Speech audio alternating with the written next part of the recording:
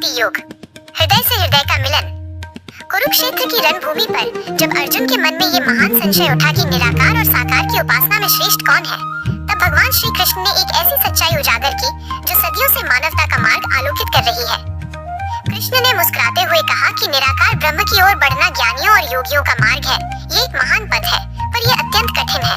इसमें मन को स्थिर रखने के लिए निरंतर कठोर अभ्यास की आवश्यकता होती है, क्योंकि मन को बिना किसी आधार के स्थिर करना साधारण मनुष्य के वश की बात नहीं। मन चंचल है और उसे प्रेम का एक आश्रय चाहिए। यहीं पर साकार भक्ति की सरलता और सुंदरता प्रकट होती है। श्री कृष्ण कहते हैं, जो मुझ में मन लगाता है, मुझसे प्रेम करता है और पूर्ण श्रद्धा के साथ मेरा ध्यान करता है, वह मुझे अत्यंत प्रिय है।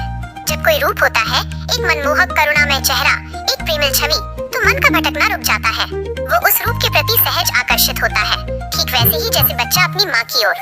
भक्ति तब नियम नहीं रहती, वह स्वयं प्रेम का प्रवाह बन जाती है। इसलिए जो साकार रूप की आराधना करता है, वही सबसे शीघ्र और सरलता से भगवान के पास पहुंचता है। प्रेम ही भक्ति का सच्चा मापदंड।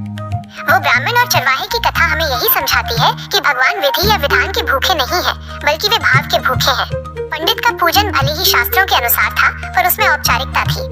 वहीं चरवाहे का प्रेम निर्मल, सहज और अनौपचारिक था। वो सीधे हृदय से अपने गोपाल को पुकारता था।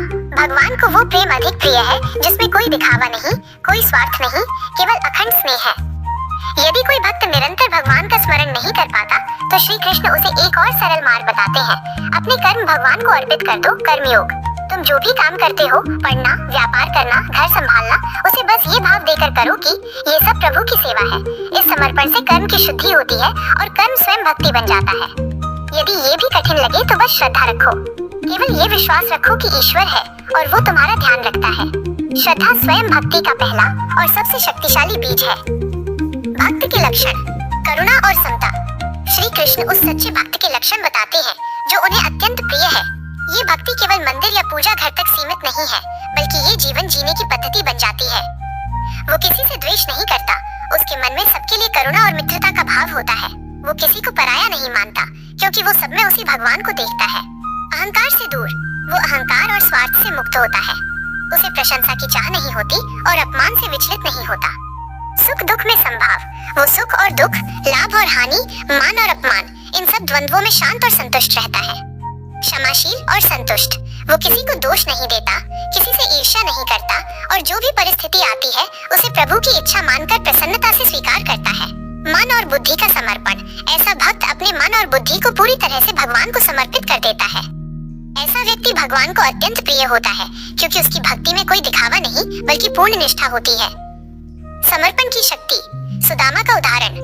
सुदामा की कथा इसी निष्ठा और प्रेम का सर्वोच्च उदाहरण है। सुदामा के पास भगवान को भेंट करने के लिए केवल थोड़े से चावल तंदुल थे। वे निर्धन थे, पर उनके हृदय में जो प्रेम था, वो संसार के सारे खजानों से बड़ा था। जब श्री कृष्ण ने उस भेंट को स्वीकार किया, तो उन्होंने कहा कि भेंट का आकार नहीं, उसके पीछे का भाव दिखता है। सुदामा के प्रेम ने उन्हें संसार की सबसे बड़ी भेंट बना दिया। ये भक्ति योग का सार है। भगवान भाव के भूखे हैं, पदार्थ के नहीं। जब व्यक्ति हर कार्य को ईश्वर को अर्पित करता है और हर क्षण कृतज्ञ रहता है, तो उसका जीवन स्वयं एक मंदिर बन जाता है।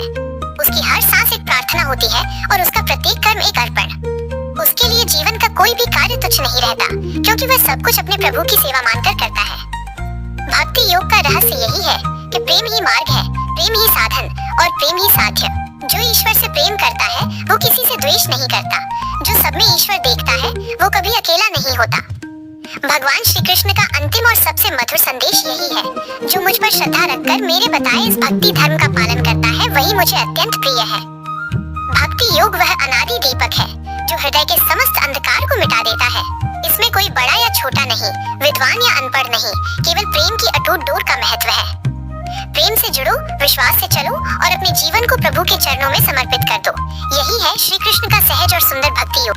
यदि ये भक्ति वीडियो आपके हृदय को स्पर्श करे, तो कृपया इसे लाइक करें, अपने प्रियजनों के साथ शेयर करें और हमारे चैनल को सब्सक्राइब करना न भूलें। दिव्य भक्ति रस से भरे नए वीडियो की झलक सबसे पहले पाने के लिए घंटी दबाएं।